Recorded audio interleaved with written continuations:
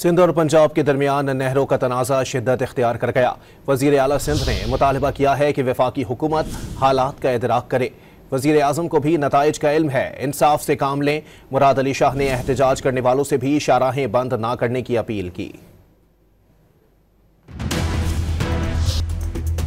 ये भी कहा जा रहा है कि अब की पीपल्स पार्टी क्यों निकली है, इसलिए सिंध के लोगों में बदगुमानी पैदा की गई। हम दूसरे सूबे अपर राइपेरियन जो है उससे नाखुश हैं कि उन्होंने ये बदगुमानी पैदा की कि खामखा के इफ्तिताह दिखा के, जो कि इफ्तिताह भी नहीं थे। वफाकी हुकूमत का इस हद तक मैं शुक्रगुजार हूँ कि उन्होंने एकनिक में उसको आगे नहीं बढ़ाया, लेकिन इस बात पे नाखुश हूँ कि उन्होंने इसको अभी तक खत्म क्यों नहीं किया। प्राइम मिनिस्टर साहब इंसाफ से काम करेंगे, मुझे पूरी उम्मीद है, इसलिए कि उन्हें पता है कि कॉन्सिक्वेंसेस क्या है, इसके सबको पता है और हम उस सबको अप्रिशिएट करते हैं। हम इसको भी अप्रिशिएट करते हैं। सिर्फ एक उनसे दरख्वास्त जरूर है, वो वकला हो चाहे अपोजिशन की जमातें हों, एहतजाज करें, जरूर करें, इसलिए कि अच्छी बात है ना, वही कॉज है जो मेरा कॉज है, जो सिंध के लोगों का कॉज है, लेकिन जो लोगों को तकलीफ आ रही है उसका भी थोड़ा सा ख्याल करें। एहतजाज के कई तरीके होते हैं। रोड ब्लॉक करके एहतजाज करना, अपने सिंध के लोगों को ही तकलीफ में डालना, क्या ये मुनासिब है? रोड ब्लॉक करें, लोगों को तकलीफ हो तो कोई और फैक्टर्स प्ले इन कर सकते हैं। वो क्यों नहीं समझ आ रही कि क्या किसी के हाथों में तो नहीं खेल रहे।